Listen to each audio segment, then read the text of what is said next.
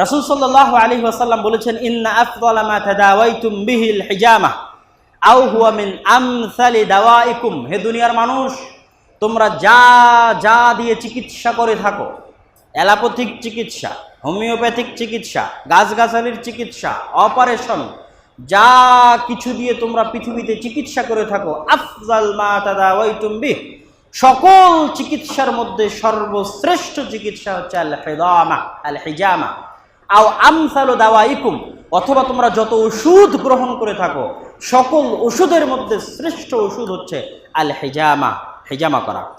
রাসূল সাল্লাল্লাহু আলাইহি ওয়াসাল্লামের হাদিস, রাসূল সাল্লাল্লাহু আলাইহি ওয়াসাল্লামকে যখন বিষ দেওয়া হয়েছিল, সেই বিষের প্রভাব থেকে বাঁচতে স্বয়ং রাসূল সাল্লাল্লাহু আলাইহি ওয়াসাল্লাম হিজামা করেছিলেন। এবং হিজামা করার সুন্নতি তারিখ হচ্ছে কানে ইয়াহতাজিমুল সাবাআত আশার, চন্দ্র মাসের 17 তারিখ, চন্দ্র মাসের 19 তারিখ, চন্দ্র মাসের 21 তারিখ। যেহেতু চন্দ্রের উত্থান পতনের সাথে যেমন জোয়ার ভাটার সম্পর্ক থাকে, তেমন মানুষের রক্তের গরম হওয়া এবং ঠান্ডা হওয়ার সম্পর্ক থাকে। চন্দ্রের উত্থান পতনের সাথে, চন্দ্র আজকে নতুন তারিখ, তারপরে চন্দ্র আজকে পরিপূর্ণ পাচ্ছে, অমাবস্যা, পূর্ণিমা, চন্দ্রের উত্থান পতনের সাথে যেমন সমুদ্রের জোয়ার ভাটার সম্পর্ক থাকে, ঠিক তেমন মানুষের রক্তের প্রচলন, রক্ত কেমন গতিতে চলতেছে, রক্তের অবস্থান কেমন, এটার সম্পর্ক চন্দ্রের সাথে থাকে।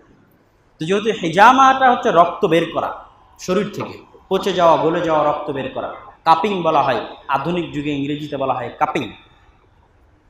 তো এই জন্য হিজামার সুন্নতি তারিখ